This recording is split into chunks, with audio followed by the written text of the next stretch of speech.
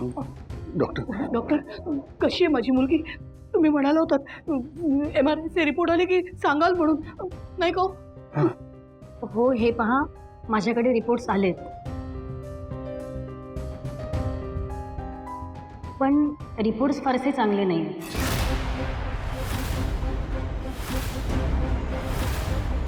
पेशंटला मानसिक धक्का बसलाय आणि त्यामुळे ब्रेन हॅमरेज झालाय.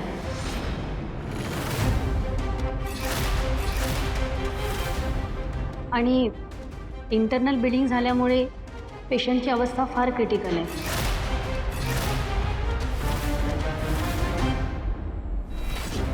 हे पहा, पुढचे 24 तास आम्हाला त्यांना अंडर ऑब्झर्वेशन ठेवावं लागेल.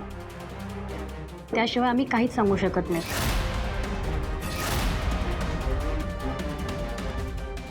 एक्सक्यूज.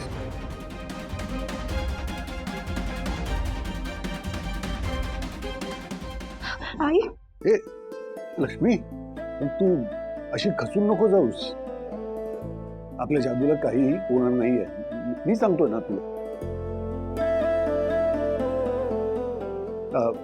डॉक्टर काय म्हणाले की 24 तास आपल्याला जादू बरोबर राहायचंय ग.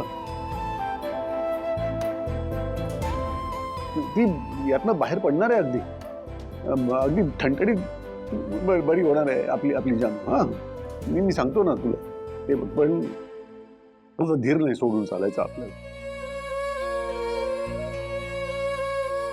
अगं, आणि आपली जानू स्ट्रॉंग आहे खूप. एवढ्या मोठ्या धक्क्यातनं ती सावरली की नाही? हा, हो ना. या धक्क्यात नाही ती नक्की सावरणार. आई बाबा काय सांगतायत कळतंय ना तुला? जानूला काही नाही होणार आहे. हा आई, आपण सगळे या कठीण प्रसंगावर नक्की मात करू. आणि जानू लवकरात लवकर बरी कशी होईल ना, ही एकच इच्छा मनात ठेवून देवाकडे प्रार्थना करूया. तुम्ही खचून जाऊ नका. चालो सग.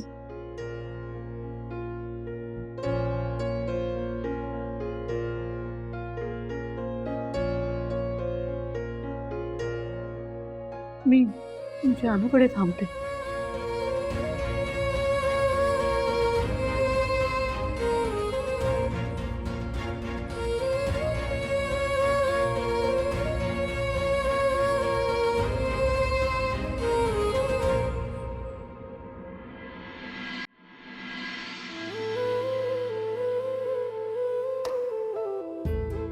ए जा,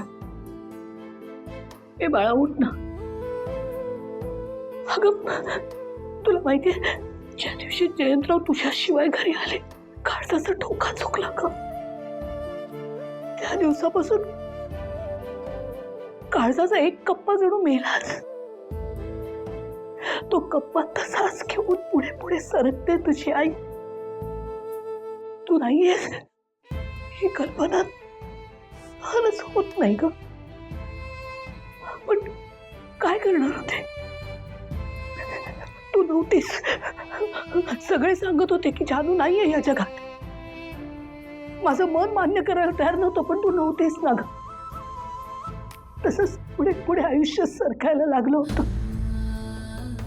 तुझ्याशिवाय जगायला, तुझ्याशिवाय हसायला शिकायला लागले होते मी. पण तरी कुठेतरी मनात कायम कायम एक सुई टोचल्यासारखे वाटायचं. कायम तुझी आठवण यायची. एक क्षणही असं नाही की तुझी आठवण मला आली नाही बाळा. पण दिवाळीनंतरचा काळ असंच होता. तुझी आठवण काढत काढत हे महिने पुढे सरकले. आणि आता तर तुझी आई एका अशा टप्प्यावर आली होती की माझ्यासाठी सुख दुःख यात काही फरकच उरला नव्हता ग. ना काही फरक उरला होता, ना त्याची तुलना होऊ शकत होती. महाशिवरात्रीच्या पूजेला तुला अचानक स्टेजवर पाहिलं आणि थिजलेस का मी? माझी जानू माझ्या नजरेसमोर दिसत होती. काय थिजले ग? मला पुढे सरकताच येत नव्हतं. मला कळतच नव्हतं माझं मन मला समोर जानू दाखवतंय की मला भास होतोय का माझ्या मनाला भास होतोय काही कळे ना का. आणि तेवढ्यात तुझा सूर कानावर पडला, माझ्या जानूचा सूर. देवाचे किती आणि कसे आभार मानू कळलंच नाही मला. आणि त्याचा चमत्कारच तर होता. माझी जानू अशी समोर होती, पण जानू मी धावत तुझ्याकडे येणार इतक्यात तू माझ्याशी काही न बोलता कोसळलीस बेशुद्धपणे.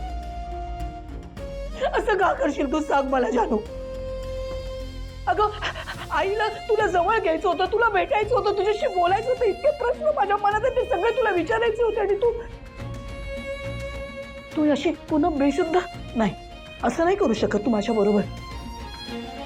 हा चमत्कार आहे ना देवाचा. मग आता तुला शुद्धीवर यावंच लागेल. जानू आता खूप झाला. अगं इतक्या दिवसांनी आलीस तू, माझ्याशी बोलायचं नाही का तुला? किती प्रश्न आहेत माझ्या मनात. बरं प्रश्न नाही विचारणार सर, प्रश्न नाही विचारणार, पण मला तुला जवळ घ्यायचंय. तुला असं कवटाळून बसायचंय तासं तास. तुझ्या केसात माहेने हात फिरवायचाय. मग तू म्हणालीस की आई असं नको करू, त्याचे केस धरून चांगली घट्ट चापून चुपून वेणी बांधायची. मग तुला मेतकूट भात खायला घालायचा आहे आणि तुला गाजरचा हलवा आवडतो की नाही, तोही करेन, तोही खायला घालेन. पण त्यासाठी उठ ना, उठ असं करू नकोस.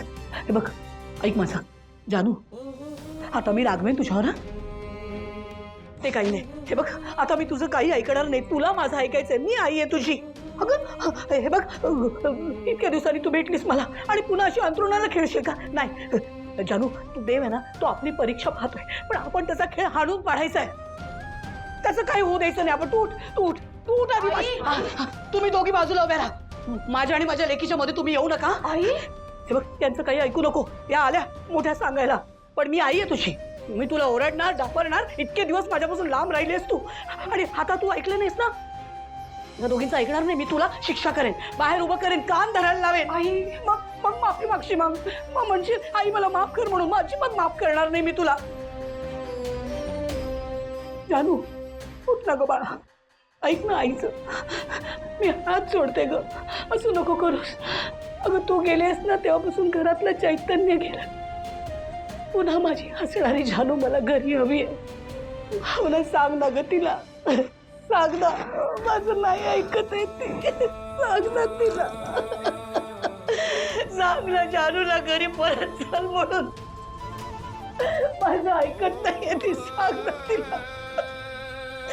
सांग ना तिला उठायला आणि मला मिठी मारायला. मला आई अशी हाक मारायला सांग ना.